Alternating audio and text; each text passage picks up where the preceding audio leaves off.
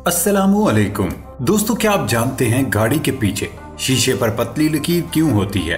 और क्या आपने कभी सोचा कि नारियल में पानी कैसे आता है? या फिर क्या आपको पता है मच्छर घर में शाम के वक्त ही क्यों दाखिल होते हैं? ऐसे ही अकल को दंग कर देने वाले अमेजिंग और इनक्रेडिबल फैक्ट्स को जानने के लिए इस वीडियो को आखिर तक जरूर देखें। दोस्तों, मैं हूं हम्माद सादिक और आप देख रहे हैं रियलिटी फैक्ट्स। आगे बढ़ने से पहले हमारे चैनल को सब्सक्राइब कर लें और साथ बेल आइकन को प्रेस कर दें। तो चलते हैं आज की इस जबरदस्त वीडियो की तरफ। फैक्ट नंबर 1, बर्तानिया के शहर ब्रिस्टल में एक ऐसा रेस्टोरेंट भी है जहां आपको कुछ भी खाने के लिए पहले 4 साल इंतजार करना होगा।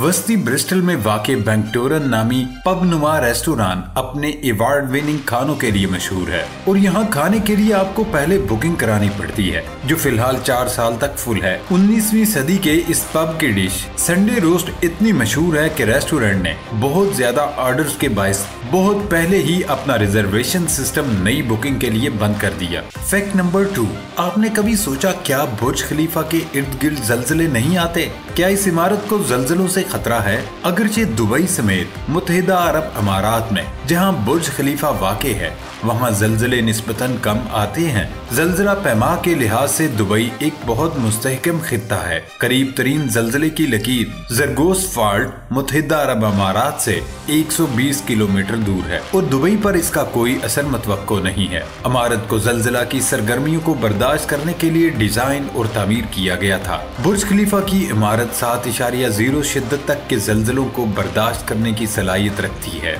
इंजीनियर्स और आर्किटेक्ट्स आमतौर पर अपने डिजाइन में जलजलों के इम्कानात पर गौर करते हैं। यहाँ तक कि कम जलजला की सरगर्मी वाले इलाकों में भी बुर्ज खलीफा जलजलों के असरात को कम करने और अपने मकीनों की हिफाजत को यकीनी बनाने के लिए मुख्तलिफ साख्ती खुसूसियात की हामिल इमारत है। फैक्ट नंबर 3, नारियल के दरख्त की जड़ें मट्टी से पानी जज़ब करती हैं और ये पानी दरख्त के तने से बढ़ते हुए नारियल तक जाता है। जैसे जैसे पानी दरख्त से गुजरता है ये फिल्टर और साफ होता है, आखिरकार नारियल के अंदर भर जाता है। दरअसल जो पानी हम नारियल के अंदर पीते हैं वो पौधे का एंडोस्पर्म हिस्सा है। नारियल का दरख्त अपने फलों को पानी जखीरा करने के लिए इस्तेमाल करता है। दरअसल ये पानी दरख्त की जड़ों से इकट्ठा करके फलों तक पहुंचाया जाता है। ये पानी खुलियों के जरिए फलों के अंदर लाया जाता है। जब इस पानी में एंडोस्पर्म खुल जाता है तो ये गाढ़ा हो जाता है। कच्चे यानी सब्ज नारियल में एंडोस्पर्म पहली किस्म का होता है, यानी एक बेरंग माया। उसके बाद जब नारियल पकने लगता है तो उसका पानी भी खुश्क होने लगता है और एंडोस्पर्म ठोस हो जाता है। ये वो सफेद हिस्सा जिसे हम खाते हैं। फैक्ट नंबर 4, वेंटिलेटर एक तिब्बी आला है जो मरीज को ऑक्सीजन पहुंचाकर और उनके फेफड़ों से कार्बन डाइऑक्साइड निकालकर सांस लेने में मदद करता है। ये उस वक्त इस्तेमाल होता है जब किसी शख्स को खुद से सांस लेने की सलाहियत नाकाफी हो जाती है, जैसे सांस की शदीद बीमारी, सदमे या सर्जरी के दौरान। वेंटिलेटर खून में ऑक्सीजन की मुनासिब सतह को बरकरार रखने और फेफड़ों के काम को मदद करने के लिए कंट्रोल और रेगुलेटेड हवा का दबाव और हुजम फ्राहम करते हैं। ऐसे मरीजों को जिंदगी की मदद फ्राहम करने में अहम हो सकते हैं जो खुद मौसर तरीके से सांस लेने से कासर होते हैं। फैक्ट नंबर 5, बिलाशुबा मालदीव दुनिया के मकबूल तरीन साहली मुकामात में से एक है और दुनिया भर से सयाहों को अपनी तरफ मुतवज्जे कर रहा है।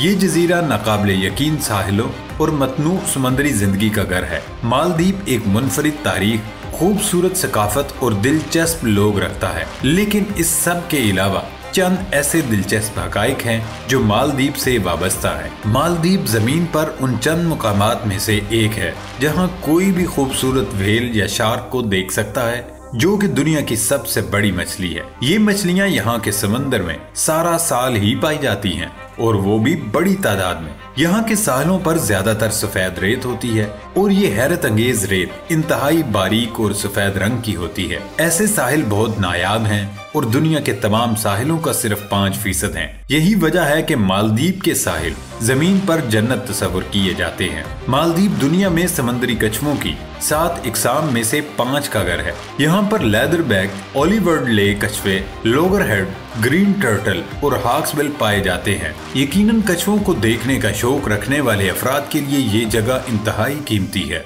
ये बात उन लोगों के लिए है जो नहीं जानते कि मालदीव जमीन का सबसे हमवार मुल्क है, जिसकी सतह समंदर से औसत ऊंचाई 1.5 मीटर है। अपनी कम ऊंचाई, समंदर की सतह में इजाफे और जमीनी कटाव में इजाफे के सबब मालदीव समंदर में डूब रहा है। इसकी रोकथाम के लिए कई कवानीन नाफिज किए जा रहे हैं, लेकिन मौजूदा शरह के मुताबिक जजीरा 2030 तक मुकम्मल तौर पर डूब भी सकता है। फैक्ट नंबर 6, गाड़ी के पिछले शीशे पर पतली लकीर क्यों होती है? ये तमाम गाड़ियों पर नहीं होती। ये एक इजाफी खसूसियत है जो कार कंपनियां कदरे महंगी गाड़ियों में देती हैं, जिसे डेफोगर कहते हैं, यानी धुंध को दूर करने वाला। इसे ऑन करने से सर्दियों में पिछले शीशे पर जमा नमी धुंध को दूर किया जा सकता है। ये पतली लाइनें जो गाड़ी की बैटरी के करंट से गर्म होती हैं, सर्दियों के मौसम में जमा होने वाली नमी को दूर करती हैं ताकि पीछे नजर आना मुमकिन हो। फैक्ट नंबर 7, मच्छर शाम और रात के वक्त सबसे ज्यादा मुतहरक होते हैं क्योंकि वो टेम्परेचर रोशनी के लिए हसास होते हैं। वो दिन की गर्मी से बचते हैं और कम रोशनी वाले हालात की तरफ राग़ब होते हैं। शाम के वक्त जैसे जैसे दर्जा हरारत गिरता है, कुदरती रोशनी कम होती है, मच्छर ज्यादा मुतहरक हो जाते हैं, खून पीने की तलाश में घरों में दाखिल होते हैं। ताहम तमाम मच्छर इस तर्ज की पैरवी नहीं करते क्योंकि कुछ नस्लें दिन या रात के मुख्तलिफ औकात में सरगर्म रहती हैं। एडियस मच्छर जो सिर्फ डेंगू फैलाता है, इन मच्छरों में से एक है जो दिन में भी काटते हैं। फैक्ट नंबर 8, एक नजरिए से साबित हुआ है कि कौवे शिकार के दौरान भेड़ियों की पैरवी करते हैं। मिसाल के तौर पर जब भेड़िए बड़ा शिकार करते हैं जैसे कि हिरन वगैरह, कौवे आसपास जमा हो जाते हैं, भेड़ियों को खाना खत्म करने का इंतजार करते हैं। एक बार जब भेड़िए अपना पेट भर लेते हैं तो कौवे बाकियात को खाते हैं, बशमूल पीछे छोड़े हुए गोश्त के टुकड़े।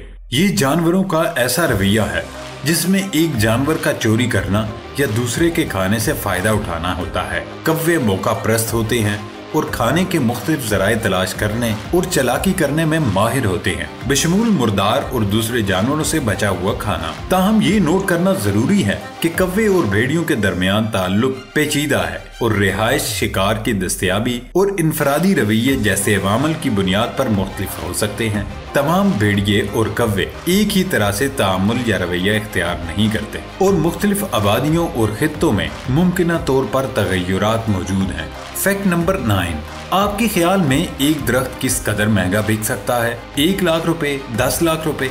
बैंकॉक के एक मंदिर में ऐसा दरख्त मौजूद है जिसकी कीमत 2 करोड़ 30 लाख डॉलर लग चुकी है। बिलाशुबा ये दुनिया का कीमती तरीन दरख्त है जिसे अरबी में ओद कहते हैं। ओद की सबसे नायाब किस्म के नाम है जिसकी कीमत आलमी मार्केट में 9 मिलियन डॉलर फी किलो है। आमतौर पर ओद की कीमत इसमें मौजूद अरक की मिकदार पर मुनहसर होती है जो 50,000 डॉलर फी लीटर बिकता है। दोस्तों ये थी हमारी आज की वीडियो। नई वीडियो आने तक अपना ख्याल रखिएगा। अल्लाह हाफिज।